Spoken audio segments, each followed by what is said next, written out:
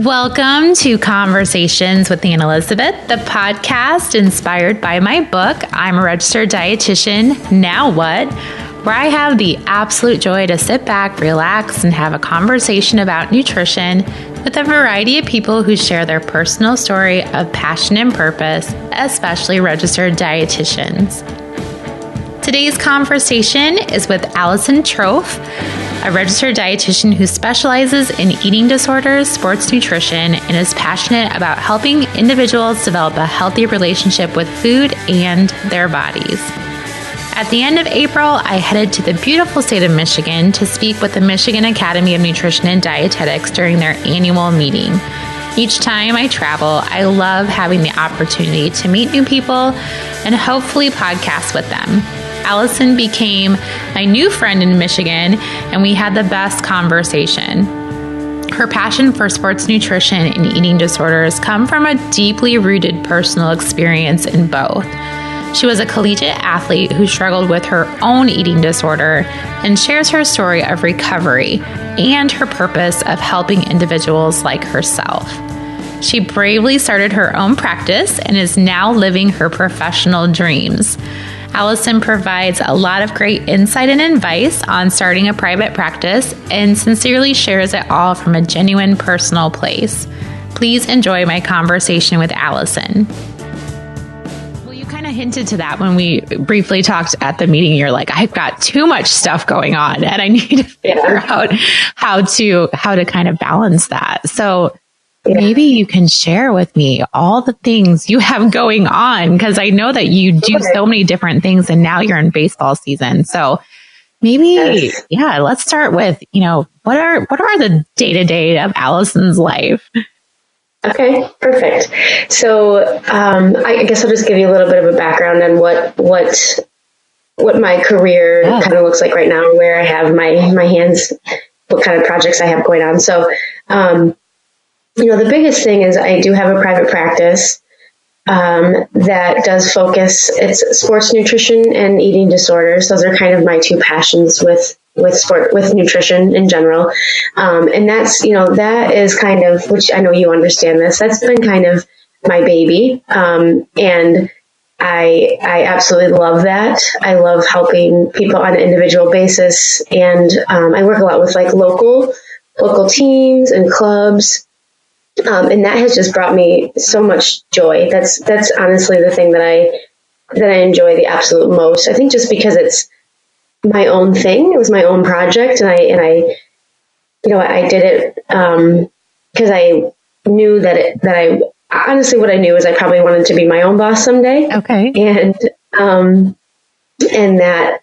It's so cool to see something that you've done on your own kind of come to life. So that's my biggest thing that I'm putting a lot of time and effort into. And then I work part-time for the Toronto Blue Jays. So they hired affiliate dietitians this year to be with all their minor league teams, their affiliate teams. So the Lansing Lugnuts are here in Lansing. I'm in Lansing, Michigan. And so I work, that's a part-time position. So what that looks like is we are at every homestand. So every home game, we are at the field with the team. And that really varies. It's, some weeks so right now we're at a 6-day homestand. So I'll be with them, it was started on Tuesday and I'll be with them until Sunday. Oh, wow. So it's some weeks are really light, some weeks are really heavy. So this is a heavier week, whereas next week they'll be traveling. So I'll have more time for my private practice. So, it kind of depends. My schedule changes all the time. Sure. So those are the two big things. That's where most of my energy is going right now. I do a little bit of contract work with, there's a cancer, it's actually it's a cancer center that does radiation. In Lansing, it's actually in East Lansing, and I go there probably, honestly, no more than twice a month. Once or twice a month, I go there and I just see their head and neck cancer patients. Oh, wow. And that has, I feel like that has brought, I feel like it kind of grounds me because, all day long I'm working with athletes and I'm working with active people and people, just more like general wellness. And then I go and do this more clinical type work once in a while. And these people are very sick, and it's really humbling, and brings me back to kind of my clinical roots. And very rewarding too, because if, you're helping these patients that end up having to need a feeding tube, and, to see them be able to start eating again and all that, because you've helped them through that process, it's really rewarding. So I do very much enjoy that as well. And like I said, that's not taking up a ton of my time. It's a couple times a month.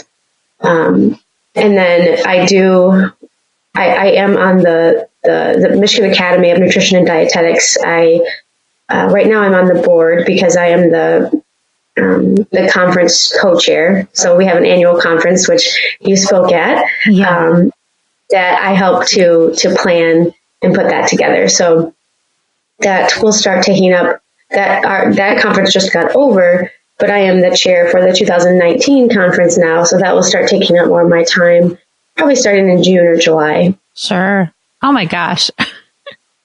Yes.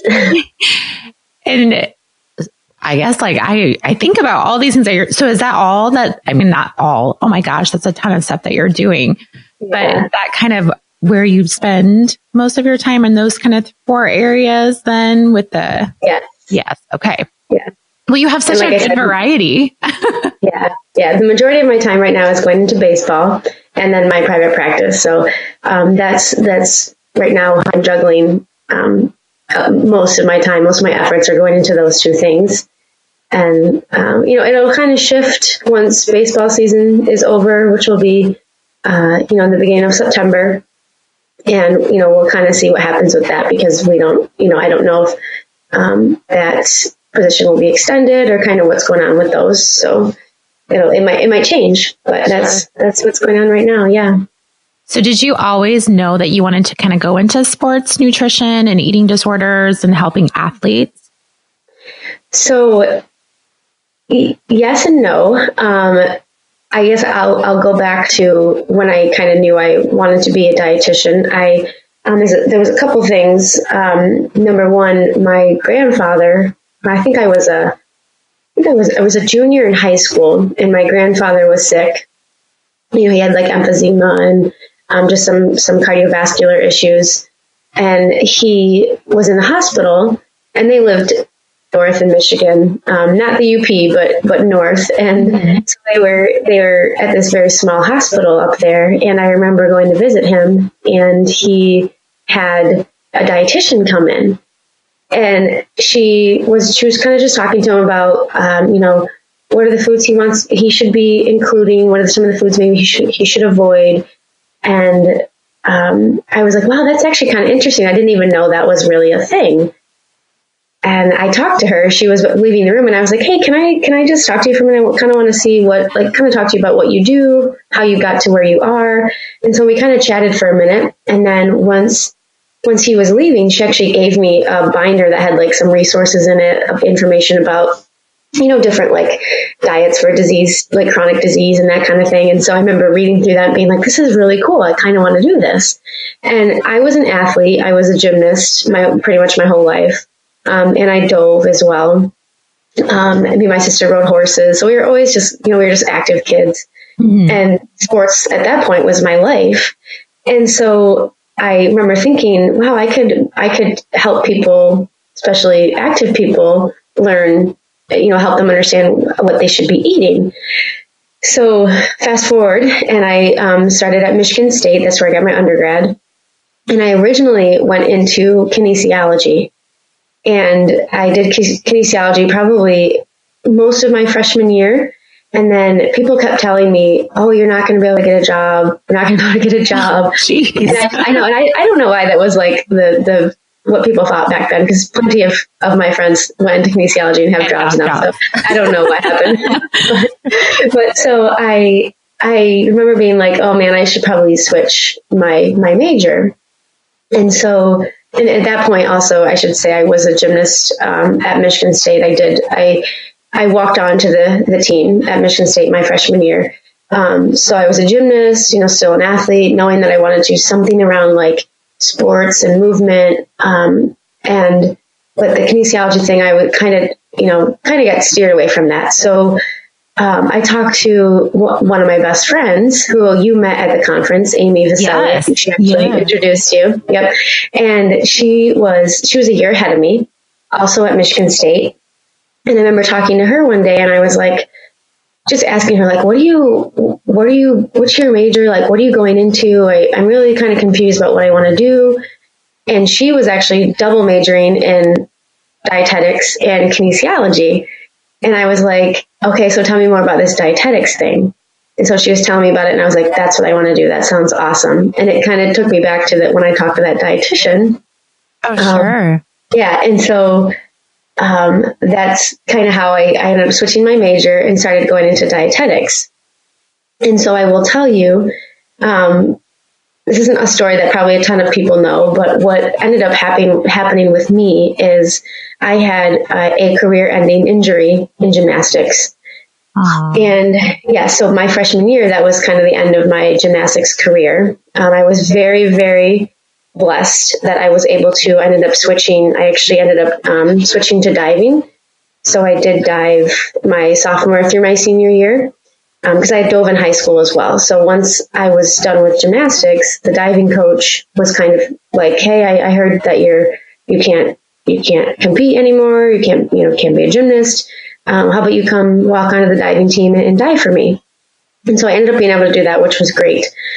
But at that time, there was a lot of compounding factors, I think. Number one, I was learning a lot more about nutrition. I was learning a lot more about dieting, which, isn't something I love about undergrad, that I feel like we really get taught how to diet and how to diet people. Oh, totally agree. Yeah. And so I was learning a ton about that. And just, I think the end of my career, sort of my identity, kind of trying to figure out who I was without being a gymnast. I ended up developing an eating disorder. So I did have an eating disorder in college. I probably started pretty severely my sophomore year and went until my dietetic internship. But there's obviously good things that came out of it, because being completely recovered now, that's why I'm very passionate about helping others that are struggling with this, and especially athletes, because it's literally exactly what I went through. But another good thing that came out of it was I actually got to work with the sports dietitian on campus. I was referred to him because I was an athlete and it was clear that I was struggling.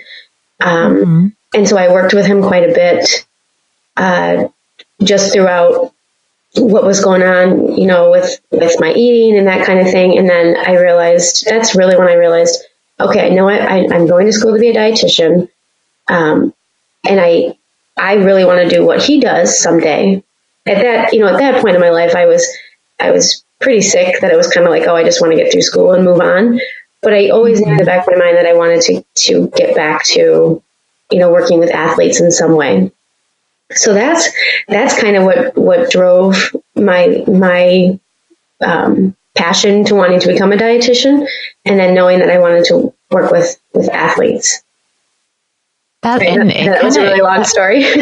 No, but I think that personal connection, that you went through, being an athlete is hard. Going to college is hard. Putting them together is even more difficult.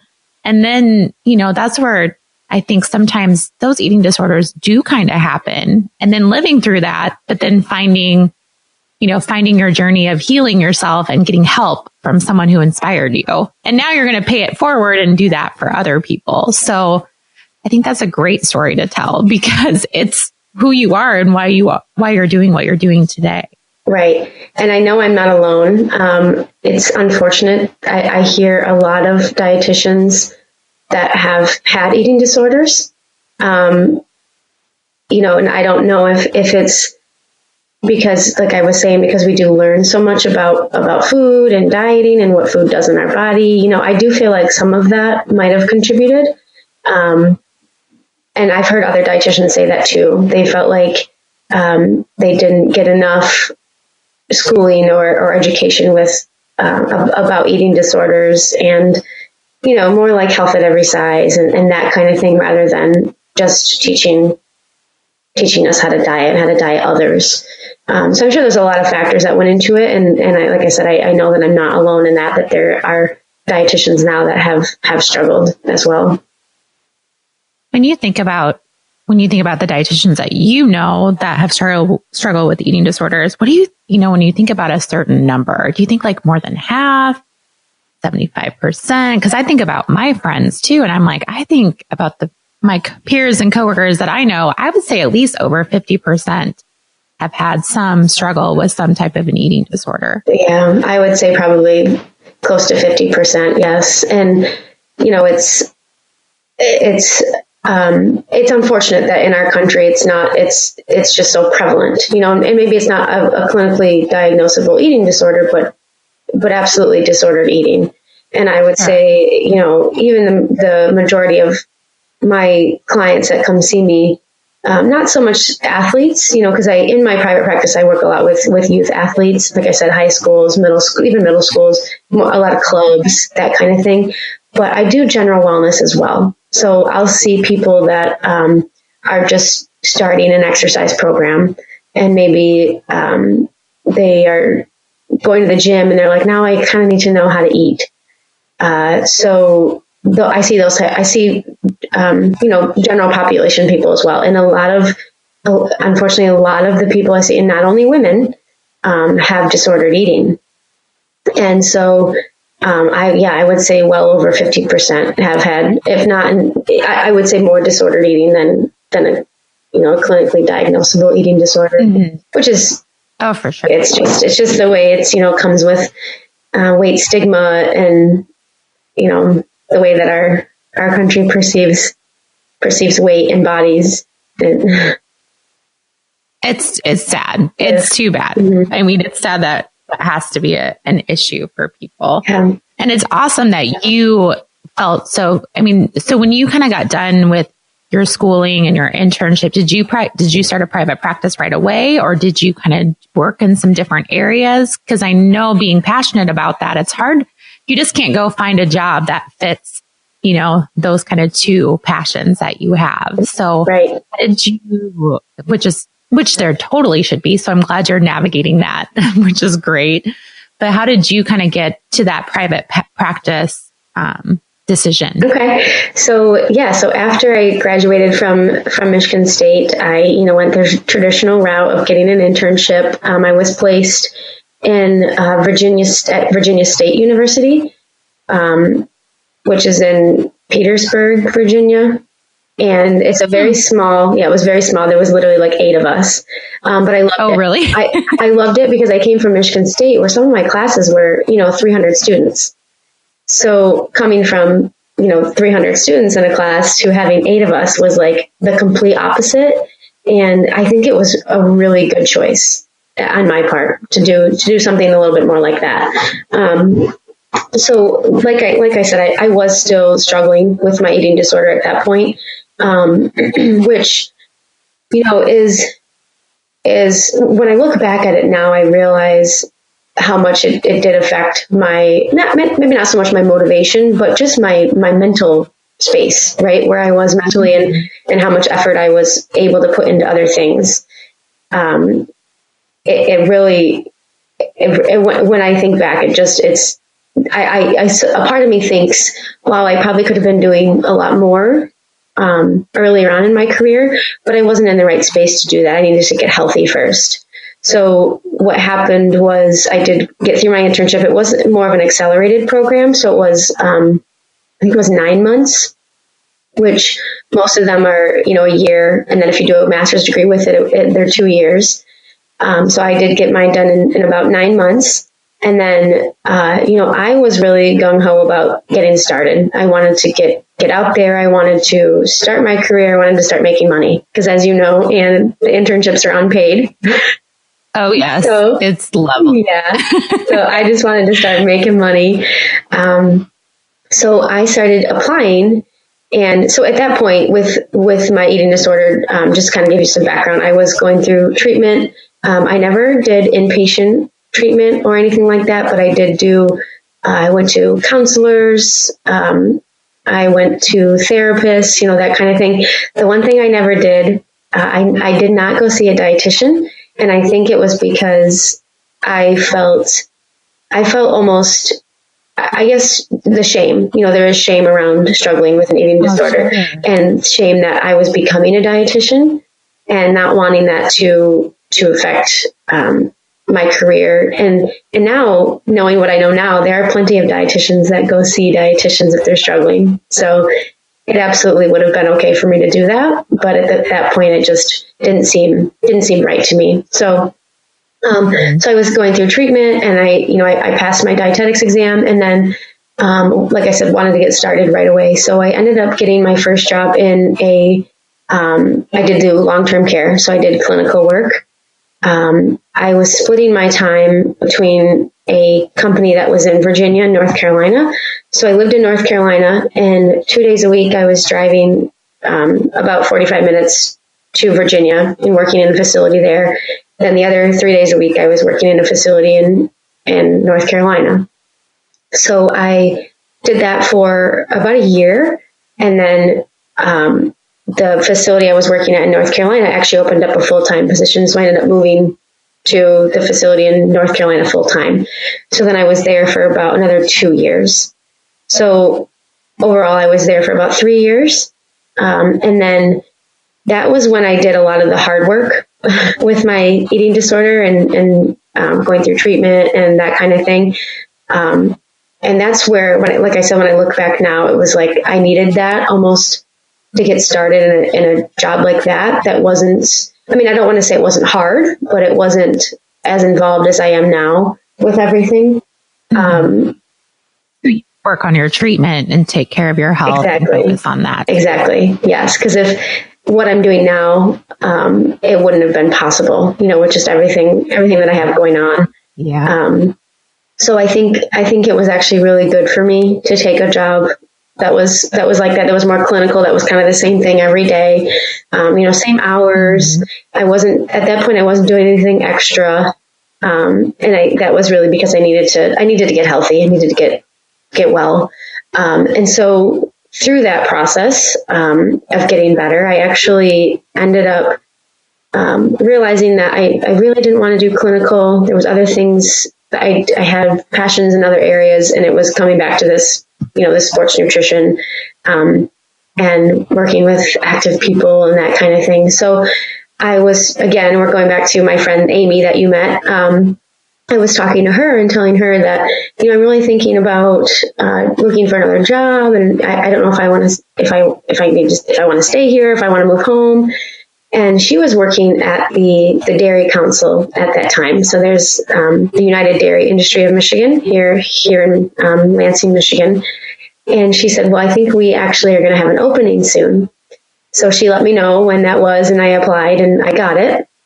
So that's how I ended up getting back to Michigan. So after I accepted that position, I moved back to Michigan and started there. And what I was doing there was working it was more community based. So I was working more in the community. I was working with other health professionals. I was doing some sports nutrition stuff. So we had like some chocolate milk grants for high schools, and we had Fuel Up to Play 60, which is working with kids that are active. So I was doing more of what I wanted to do.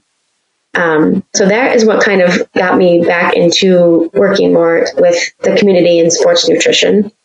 And then, when I was there, I went back to school. So I was working full time and went back to get my master's, and I got my master's in exercise physiology. So, oh my gosh. So that kind of, good for you. So then that kind of, got me really thinking again, okay, I definitely want to do sports nutrition.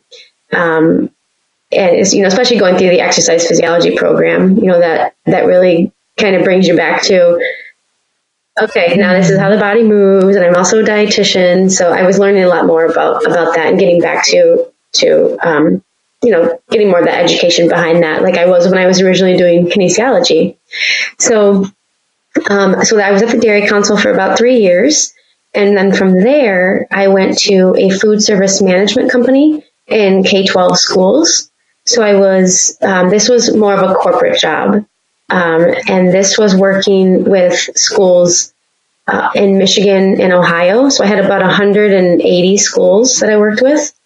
So I was in my car a lot. I was driving a lot. And what I did is I helped schools with, so we came in and managed their food service department. So I was helping them with USDA regulations, doing some kind of like wellness events. I was doing, when they have their audits, so the state agencies will come in and do audits on the food service department. So I was helping with that kind of stuff. And then also doing some sports nutrition. So I actually helped that company develop a sports nutrition program for high school athletes specifically. And I was there it was just over 2 years. And while I was there, I just realized pretty quickly that the corporate world was just not where I wanted to be. Yes, not for me. It was just different from what I knew I wanted to be doing with my life. So when I was there, that's when I got some of my specialty hours to sit for the specialist in sports dietetics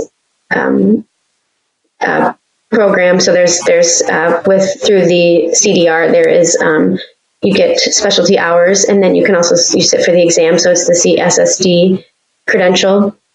And at that point, I felt like I really needed that to be credible as a sports dietitian. So I did some shadowing. Some of my hours from my master's degree did count towards that, which was great. But I did a lot of shadowing. I shadowed the Detroit Red Wings dietitian. I was also doing some stuff at my local YMCA, like just working with active people. And then some of my hours counted from just working with athletes with like at UDIM and my other job at the corporate job. So I was able to get all of my specialty hours, which I think was 1,500 or 2,000. I can't remember right now how many, but it's a lot. Yeah, it's a lot of hours. That is a lot. Yeah. And then, so after I had my hours, I sat for the exam, passed that exam. So that's how I kind of got that specialty sports dietetic certification. And then after that, that's when I was like, okay, I really need to rethink what I'm doing and think about doing what I want to do. So I started my private practice when I was still working full time. I was still at the food service management company, and on the side, just, opened my LLC, did all of that work in the background with, started getting credentialed with insurance, and was just kind of doing that on the side. And that takes a lot of time, doesn't it? Kind of getting all those kind of moving parts in place just to make sure you're ready to go. It does. Yes, there's a lot of, I'm very blessed and thankful because my husband also owns his own company. So he is probably the most supportive person when it comes to this. My parents thought I was crazy. My husband was like, go for it, do it. This is what you want to do. And I think it's just because he has that same mentality of being a small business owner and understanding, like I said to you earlier, how cool it is to start something and see it grow. And it's your own. Nobody's telling you what to do. Nobody's giving you resources. You're completely doing this on your own. And so I started it on the side, and I was sort of seeing some clients, and I was still working full time. And what ended up happening, how I ended up leaving my full-time job was I joined a group called the Collegiate and Professional Sports Dietetics Association. So it's just another small dietetics group for people that work in college and professional sports. And I was on that group. They have like an annual conference where you can go network and watch lectures and that kind of thing. But they also have a listserv where people bounce ideas off of each other. They talk about if they have any really specific athlete cases that they can't figure out. And then also they post jobs. So there was a job posted with CCM Hockey. They make all the hockey equipment. And it was just for the summer. And it was CCM puts on these skills camps for youth athletes. So they were putting on these skills camps all across the country. But for me specifically, they were doing the East Coast. So they were doing from like Boston to Chicago. And there were, I can't remember if we did 6 or 7 of them, but they were hiring contract sports dietitians to go to these sports camps and work with these youth athletes and do sports nutrition. So I applied for that and ended up getting that. And that's when I was like, you know what? I have my private practice. There's obviously contract work out there that will come along. And that's when I left. So I left my corporate job, and that summer I worked with CCM. I had my own clients. And then it's crazy, just contract work kind of came out of the woodwork, like the cancer center and other things just kind of popped up. It's really interesting. I tell everybody this: once you kind of put yourself out there, things just come. Like some people, I've had other dietetics friends that have been like, I really want to start a private practice, but it's scary. I don't know if I'll have enough work. I'm like, well, you might not have enough work in your private practice at first, but once you're not tied down to like a full-time thing, if that's not what you want and you put yourself out there, it's amazing how things just come at you. And that was my experience 100%. So then I started getting so much work that I was like having to turn things away. Yeah. Oh, wow. That's good to hear, though, because I think you're right. I think a lot of people are very scared about taking that leap. Yeah, and it is scary. I mean, it was really scary, especially, like I said, because my husband owns his own business too. And so, having 2 people that are self-employed, that's not ideal. But also it works for us because, like I said, he gets it. Like he completely gets it. And I couldn't ask for somebody that's more supportive and is like, go for your dream. Don't just stay somewhere because it's comfortable. That's good. That's good that you have a good support system, because some people don't. Like you said, your parents are probably like, what are you doing?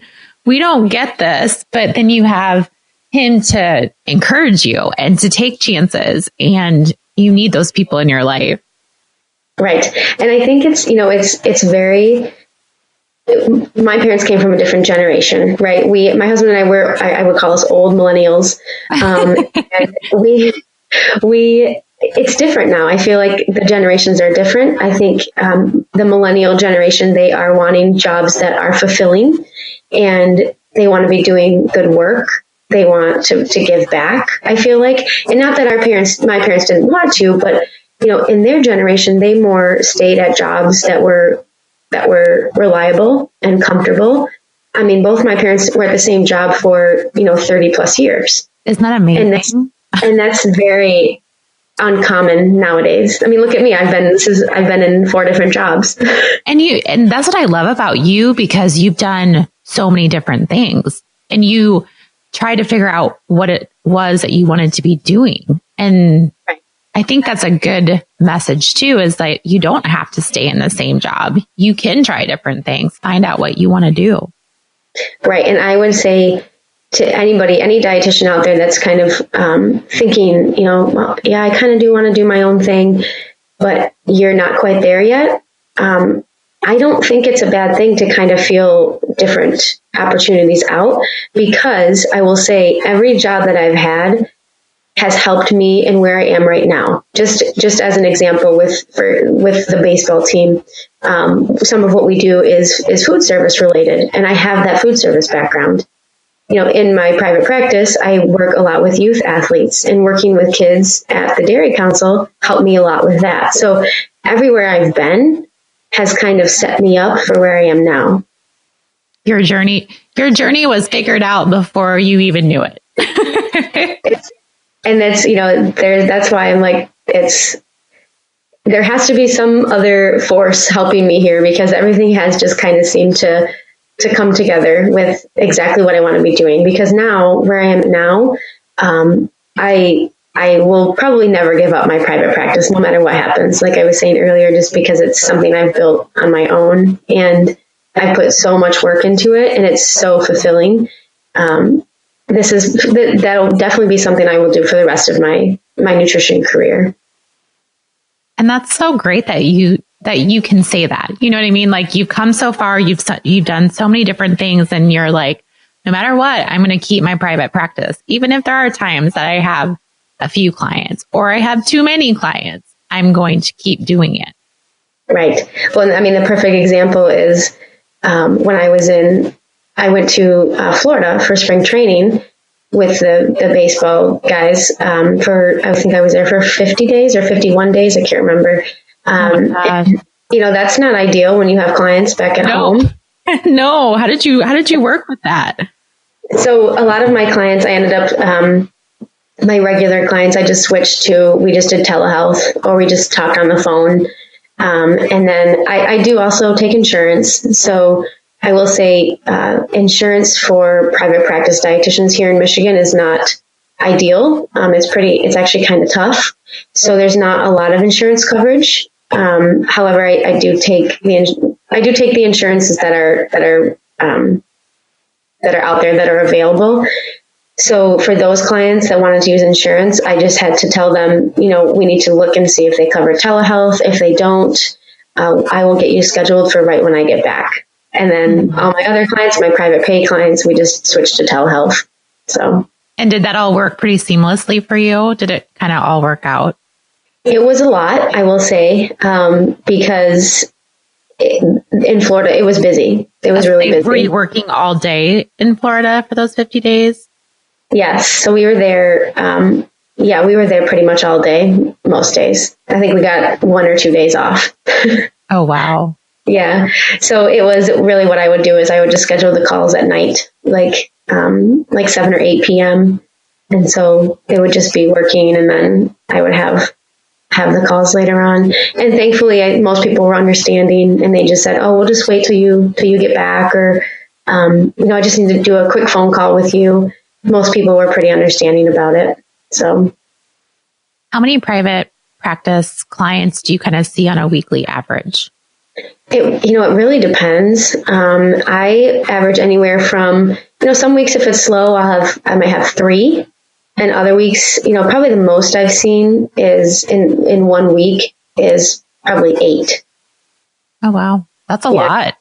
And it's not the same as others that are completely in private practice where they're seeing 8 per day. I'm not that busy. And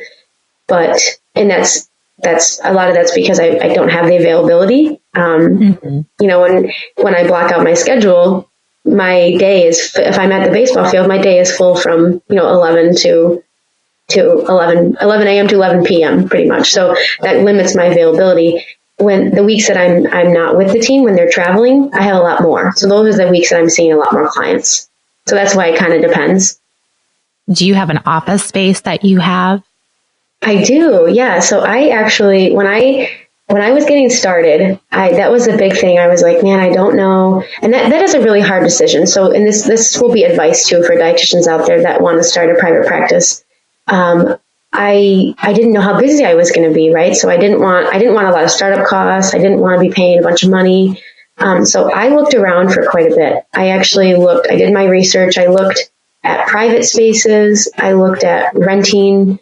I was actually looking to possibly rent out another private practice dietitian space for when she wasn't there. Because at that point I was still working full time. So I would only be seeing clients, late at night, like probably 5 p.m. and after. And that was when she was gone because that was, her private practice was her full time. So I would have come in when she was leaving. So I looked at doing that. And then I looked at a couple of spaces where you can rent by month. What I ended up landing on is I have it's almost like a shared office space. And it's where my mail goes. So the biggest thing when you get started in private practice, if you take insurance, is you have to have a physical location for mail and, that kind of thing, specifically for that sort of correspondence between insurance companies. Yeah. And so I found an office space that you can have your mail sent there. And then they have sort of these shared rooms, they shared conference rooms. So it's super easy. All I do is I have my mail there, and then there's 2 private office spaces where you can see clients, and they just say, all I do is I just call there's a woman that manages the whole thing. So I just call her and I say, I need the room on this day from this time to this time. And then it's all mine. So there's obviously advantages and disadvantages to that. The advantages is it's pretty cheap. I do not have a lot of costs in my office. It is a month by month rent. So if I decide if I decide I want to go get a private space, then I just tell them, and I'm out of that for that month, and then I can just switch everything over. The disadvantages, I would say it's not as like homey feeling, because I've been in other private practice dietitian spaces, and they have all their books there. They have, you know what I mean? They have couches, they have plants, like a therapist's office. That's the disadvantage, I feel like. And I will probably at some point end up switching to that. Right now, just because I'm not seeing tons of clients on a daily basis, I will continue where I'm at. To save on costs and that kind of thing. But eventually I will probably switch to more of a private office space, because it is kind of a hassle. Like I literally lug books with me and take things back and forth. So it would be more conducive to have my own space where I can put my books and that kind of thing. That's I never knew anything like that existed. So for those people starting out that, again, don't want that overhead cost, that's a perfect situation. Yeah, it was great. And I really liked the woman that manages the office. She was really open to, when they're really busy, is around tax time, they have accountants that use the space and that kind of thing. So, and I've never had an issue with being double booked. It's always available. So if that is an option for people that just want to get started, I would say that's a great option. And then you build from there. You figure out from there if you need more space or if you're good there for a while. It's a good way to save some money too, and just get started, get your feet wet. Yeah, and know that there's easy ways to do it with that kind of stuff. So exactly. Yep. Yeah. So when you think about so you're seeing clients. So your clients are all age groups. You're doing middle school, you're doing high school, you're doing collegiate athletes too. Do you like the variety? Are you liking the different? Because you have to know a lot of different things about each of those age groups. Yeah, I do. And when I work with, middle schools or high schools, what I'm typically doing is usually I'm going to them.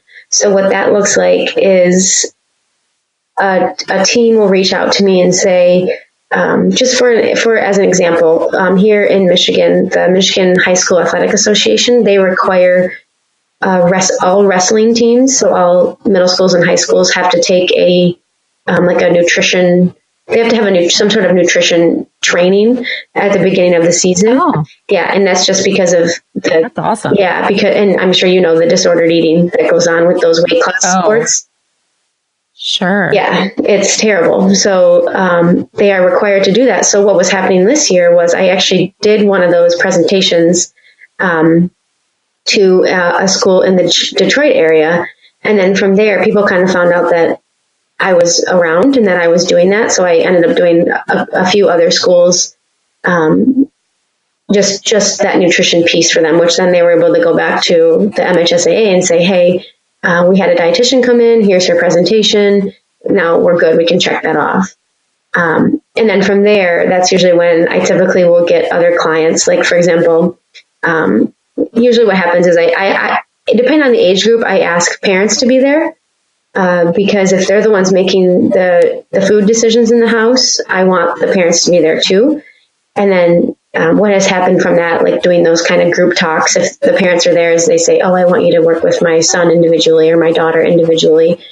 And then that's when kind of they might come to my office or we do a phone call or something like that. And I work with both of them. So the middle school, high school thing is more, I'm doing more group talks. And it's the parents are normally there. I have had a couple college athletes that are going to a small school, like a Lansing Community College or something like that. And so that age group is more like the guys I work with right now with the baseball team, like that 18 to 23-year-old. So that's pretty easy for me. That's kind of, I know that pretty well. I have worked a lot. Is that kind of your spot? like those collegiate athletes probably the most? I would say high school and that college age. I really do like working with the high school athletes because it's still kind of an untapped thing. Their sports nutrition has grown a ton in the last, even 2 or 3 years. It's grown so much. And we are now finding more and more younger sports dietitians want to work in high schools because there's not a lot of people utilizing dietitians in that way. And because sports are becoming more and more specialized, more parents are saying, I want my kid to be the best at this. And so we need to do everything in our power to make him or her the best at this. And now nutrition is getting tied into that with strength and conditioning and with practice and maybe they have to do like PT or that kind of thing. So there's a lot more interest in working with high schools. So I think it's just growing a lot. People are catching on to, we need to look at this from the whole aspect, from what they're eating to, the work they're putting out. So I would say high school and college is probably who I work with the most. But then I also do adults. So like I might have somebody training for a marathon that comes to me and they're like, which I do know very well because I used to run marathons. So that too, I can tie into, I can connect with those people pretty well because I've been there and I've done that. So helping them, figure out how much should they be drinking during their training runs? What should they be eating? What should they eat post run? That kind of thing.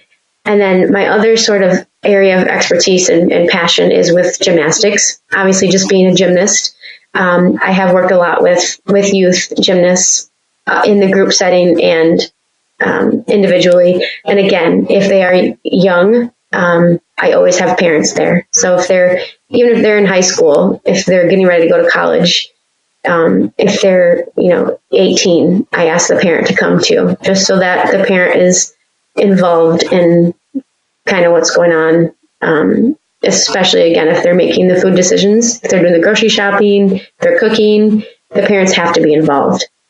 So those are kind of the spots that those are the clients I see the most, kind of those age groups. When did you have time to run marathons? So I'm thinking of all the things you've done. And I'm like, when did she have time to run marathons? Yeah. So it's kind of good and bad. So when in the depths of my eating disorder, like a lot of people, I picked up running, not for a good reason, not for health, but I became very good at it. So of course you did. Yeah. So when I was in my internship, I was running more, and became, like I said, I got pretty good at it. I could run quite a bit. And I got really involved in running actually when I ended up moving to North Carolina. So I joined there was a little running store there called Off and Running, and they did like group runs, and they had groups that would get together and go biking and do that kind of thing. And I ended up getting involved in that, and I absolutely loved it. And that was a group that would do training runs together, and everybody was talking about training for marathons and this and that. And it was never even a thought in my mind. I was just kind of running to run. And there was one day I was out for a run, and it was actually this man ran up next to me, and he's like, are you training for something? And I was like, no, I just kind of run because I, just kind of got into it. And he was like, well, you should definitely do a marathon. And he was like, there's a marathon in, you're going to think I'm crazy, but I was like, he said, there's a marathon in 2 weeks in Charlottesville, Virginia. You should do it. And I was like, oh yeah, okay, whatever. Well, so we were kind of running next to each other and kind of chatting for a minute. And he was like, well, he was asking me, how long have you ran? And I was like, oh, the longest is probably I think I'd done 15 miles or something. And he was like, do one more long run and then go do this marathon. And I was like, okay, whatever. So I couldn't get that out of my mind that, I can actually run a marathon. And so that next weekend I ran 20 miles, and I was like, okay, that really wasn't too bad.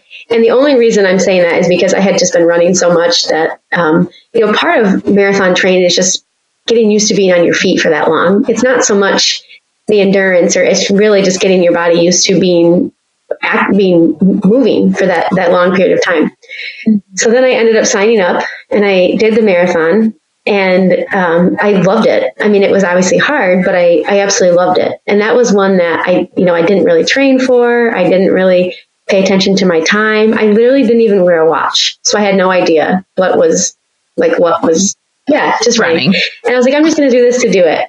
So then I ended up, that's when I really got involved in that running group. So I came back, got more involved in that running group, and then ended up actually starting to train. And I did 4 more marathons after that. And it's been a while since I've done one now, but I used to run a lot more. Now I do more than just run. I try to be more balanced. I'm doing more like weightlifting, and I do some yoga, and I try to be a little bit more balanced with my activity.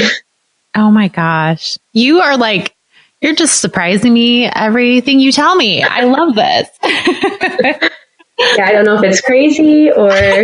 No, you find things that you're passionate about and that you enjoy. And that's the only way you discover if you like things, is if you do it. So, oh, absolutely. It's awesome that you just try it out and not too scared about it. And you just do it.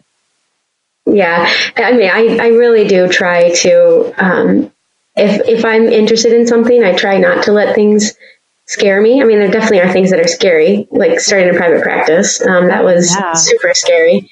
But I just tell people, if you have an interest in something and you want to try it, don't look at how long it's going to take you to get there, or don't look at the end result. You have to think, literally take one step at a time, one teeny tiny step at a time. And that's literally how I've done my private practice. I had no idea what I was doing. All I did was every single day I would do one small thing, whether it was getting on LegalZoom, or whether it was, just doing one small thing every day to kind of get yourself going. That was my goal, was, and that literally, I literally wrote that out. So I think it was 2017, because I started my private practice in 2016. So I think it was like December 31st, 2016, I wrote on a piece of paper, do one thing every day for my private practice. And so that was one of my goals for the year, was to not let it slip away, and make sure that I was doing, even if it was one teeny tiny little thing, like reading an article, just putting in the effort every single day. And that's how you have to look at it, as small steps. It's the same thing with marathon training. You can't think about the end result and getting past the finish line. I mean, you can, because it's an awesome feeling, but you have to enjoy the process too, and put a little bit of work in every day. Well, and it's kind of like healing yourself from an eating disorder too. Putting in that work, just one thing, keep notching away at it so you can heal. Absolutely. Yep. That is very true. It's kind of the mantra of your life, I think, in all aspects, even like doing your house. Do one thing every day. Yeah, and that's actually not one thing that's not happening right now. We're not doing something every day. We should be, but we're not. Maybe that'll be the next for 2019. You can be like, okay, let's just do like one thing every day for the house. I know, and I keep telling my husband, I'm like, once this is done, we might have to hire somebody to clean our house, because we just don't have time. Which sounds horrible. I would do that. Horrible. Yeah. No, but sometimes, like when you get busy, sometimes it's just those little things that you can hire out are very helpful. Oh, well, like I said in my presentation, time's our biggest currency. So if you can find ways to give yourself an increase in your paycheck, you should definitely do it. Absolutely. And I never realized that until I got further in my career and started doing more, how precious time is and how important it is. Not only because it goes by very, very fast, but because the more you get involved with, the less of it you feel like you have. Even though we all have the same 24 hours in a day, we all spend it differently. And when one thing that I've realized about myself is, with all that I'm doing, I am giving a lot to other people, which is great. That's what I absolutely love. But that's really what I do all day. I haven't been taking a ton of time, for for that self-care, except for, like I said, that one day, maybe, like I said, I try every week. It doesn't always happen. But finding that time, even if it's 5 minutes, is so important. And that's one thing I'm trying to do. Even if I'm at the baseball field, I try to, maybe just get away for 5 minutes and go for a little walk or something. Sure. But when you said that in your presentation, I was nodding my head like, oh my gosh, she is spot on, because the time is the time factor. And like I said, I didn't realize it until I got a little bit older and further in my career. That time piece is really important. It is. And that's like, I think as all dietitians, we just are so excited about our career and we want to work and we want to do everything and try everything. And then you kind of get to that point, you're like, okay, well, I can't do everything. Mm-hmm. So I need to kind of reel it back and kind of give back to yourself and take that time for yourself. Yes, I agree with that. I am the classic dietitian. I have a hard time saying no. Want to do everything, want to help everybody. But that was one thing I told myself this year, was I was going to try to be, especially with just everything I have going on, I was going to try to be better with saying no to things that really, and for me, it's things that I'm really not going to be able to put up 100% into. I don't want to do things, halfway. If I'm going to do something, I want to be able to put all of my time into it. And right now that means saying no to some things. Yes. I listened to a podcast a long time ago, and the person was talking about if you can't say hell yes to it, like you're 100% in, then it's a hell no. And I kind of live by that, because that's so true. If you can't give it 100%, then you really shouldn't do it. That's great. Yeah, there was that same conference that you spoke at last year. We had a woman that had opened her own gym, like fitness facility, but she does more. She does like, I don't know if she does like motivational speaking or what she does, but she was great. She spoke, and she kind of had some of the same messages that you did. And one thing she said about saying no, which I loved, is if you're having a hard time saying no to somebody, you can tell them it's not no forever. It's just no right now, which I love that too. Yeah.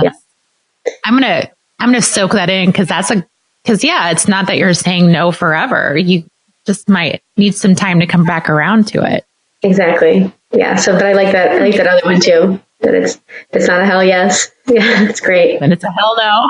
Yeah. We'll check back in with each other in like a year and we'll see how we're doing with that. Yeah, we should. That would be so interesting. I definitely want to talk to you after baseball season to kind of just check in to see how you think it went. And because you are going to be busy for the next few months. And it's exciting. I'm excited for you for that opportunity, because it's kind of fitting right into your contract work and with your private practice. Yes, it is. It's very fun. I will say it was a goal of mine to work with either a collegiate team or a professional team. So it does fit right in with what I want to be doing. And it's great experience, obviously. And it's just fun. It's really fun. It's been a really good experience. To be outside.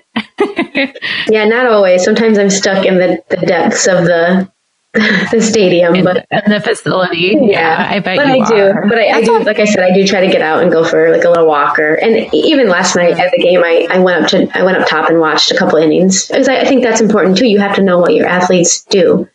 You have to know how they move. You have to know what the game looks like. You have to get that perspective too. You can't just be in the bottom of the stadium. I mean, you want to get that real life experience, like what the guys are actually doing. So I try to do that once in a while too. So last night I did take a little bit of time and watched a couple innings. So that's I like that advice, because I mean, like for you, you never played baseball, so it's not like you're very familiar with the sport. So that is probably true. You have to go out and kind of witness it, look at your athletes, kind of see how they move. Yep, exactly. Yep. Interesting.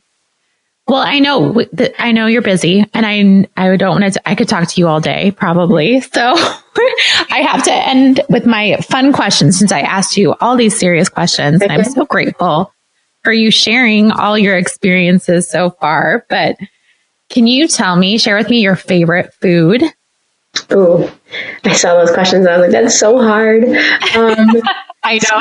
So I'll start with probably my favorite meal. If I were to go, right now I'm just thinking how my life is right now. Like when I try to take food with me, but if I just have a day that's busy and I can't, I love getting like Mediterranean or Middle Eastern type food. So like hummus and pita, tabbouleh. I'm not a huge fan of chicken shawarma, but like they have, the chicken kebabs. I could eat that like every day for lunch. So it's so healthy. Yeah, it's so good. That would be like probably my favorite like meal if I'm going out. Otherwise, like one of my favorite foods is probably peanut butter. You can't go wrong with peanut butter. No. But you should also have a healthy amount of it every day. And some days I go overboard. But that's another good point is to be compassionate with yourself. If you do eat too much peanut butter, it's fine. Yeah, you're going to be okay. Yeah. That's so true. Do you have a favorite beverage? Yes. So first thing in the morning, I love a really good cup of coffee. I do love that. I'm not somebody that drinks coffee all day. I usually have one cup right in the morning, but it's like right when I wake up and it just gets me going. So it has to be a really good cup of coffee. And I do enjoy a really good beer. So my husband and I like to try different beers. We live in Michigan where Grand Rapids is the brewery capital of I don't know if they have tons of breweries. So we like to go and try different beers. So I do like to try a good beer. Do you have a favorite beer? So there is a small brewery in Williamston, Michigan, and they make a beer called M43. It's a IPA, but it's like citrusy. It's really good. It's really good on a summer day. I'll have to try it if I get back to Michigan. You should. For sure. What's your favorite color? I really enjoy like a light yellow color. That was one thing when I was telling you earlier, my husband was surprising me with doing some things in our house. When I got back, he had redone. We have this I don't know if it's the living room or the family room. I really don't know the difference in those two, which is horrible. But then we have one room that's in like the front of our house that doesn't have a TV. It just kind of has like a couch, and there's big windows that look outside. And we haven't really been utilizing that room because we do have another room that has the TV and stuff. So with that room, he actually painted it this very light, like pastel yellow color that I absolutely love. Aww. Yeah, and now I'm like hanging out in there. Like I when I get time, I sit there in the morning and I read, and yeah, it's perfect. It's like my favorite room Coffee. Now. Yes, exactly. Oh, that is so sweet. What a thoughtful thing for him to do. Yes, so that's probably my favorite color. Do you have a favorite scent? I really love just growing up in Michigan. My grandparents lived up north, not the UP, but north. And just, I think the smell of a bonfire, being around a bonfire, it just reminds you of being with family and like, roasting marshmallows, laughter, having fun, that kind of thing. So probably the smell of just bonfire and like camping, that kind of smell. Oh, I love that. I love that too. It's just such a good, cozy feeling. Yes, it is. And what brings you joy in life? I would say obviously my family. My sister has 3 little girls, so they are amazing. Yeah, so it's the most fun being an aunt. I love being an aunt, so they bring me joy, obviously.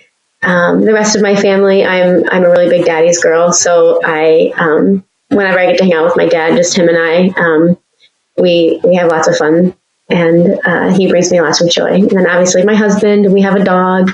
We have a black lab who's fantastic. She's a great dog. So I love we have a little park down the road from us. So honestly, what brings me joy on like if I have time on like a I don't know, maybe like a Sunday afternoon would be taking our dog to that park and just walking around the trails, being out in nature, that kind of thing. I love reading a good book. I don't have tons of time right now to read. And the reading I've been doing more lately has been more educational type reading. But the way I really kind of disconnect from work is reading a book that has nothing to do with nutrition or anything. Yes. Just a good book that you can kind of get lost in that brings me truly brings me joy. And then traveling. I love to travel. We don't get to travel a whole bunch right now, but when we do, we love going to Costa Rica. We've been to Panama. We really enjoy traveling when we can. So you're adventurous too. I love that. Yeah, I wish we could be more. But in our lives right now, it's just hard. Yeah, but yeah, you have time, so you can schedule some of those. Hopefully when you start kind of finding a happy medium with all the new changes in your life, then you can start scheduling some time for Hopefully, yes. And that's another good point of advice is try to schedule that time to get away, especially if you have it. Even if it is a walk in the park with your dog, that's very important. Exactly. Well, thank you so much for chatting with me today. And again, we're going to follow up. I always tell everybody this at the end of my podcast. I'm like, I know we're going to have to touch base again in like a year and check in and see how things are going with you. Perfect. I would love to. I got a lot out of my conversation with Allison. I think we may have been able to talk a little bit longer, but she's so candid about her personal story as well as her professional story. And these are conversations that humanize us as dietitians. And that's why it's great to show that we are real people too. I also thought the information she provided about starting a private practice was excellent. And I know she would be really willing to share more of her experiences, her tips and tricks with anyone else who might be wanting to do this themselves. She's a great new friend who kind of feels like an old friend, and I look forward to connecting with her again. Today's episode is sponsored by Gnarly Pepper and their fantastic dip mixes. This week, I added the veggie dip mix to my eggs when I was making an omelet, and it was like the perfect seasoning I think I could have had on my omelet. You can get the mixes in large bags or these individual tear packets, which are very convenient. So you can just use what you need.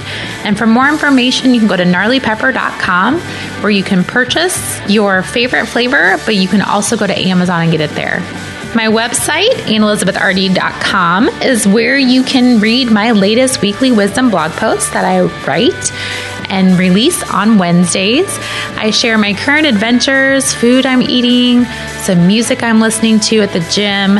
I might also include a really delicious real deal recipe that I'm proud that I actually made and it tasted good. And I also like to share what I'm loving right now. You will find all my previous podcasts, show notes, and links to things we talked about during my conversations with my favorite people. And you can also purchase my book from the website. Please connect with me on social media by finding me on Instagram, Facebook, Twitter, and Pinterest at AnnElizabethRD. Remember to be great always, find the joy in each day, and to start a conversation that truly matters.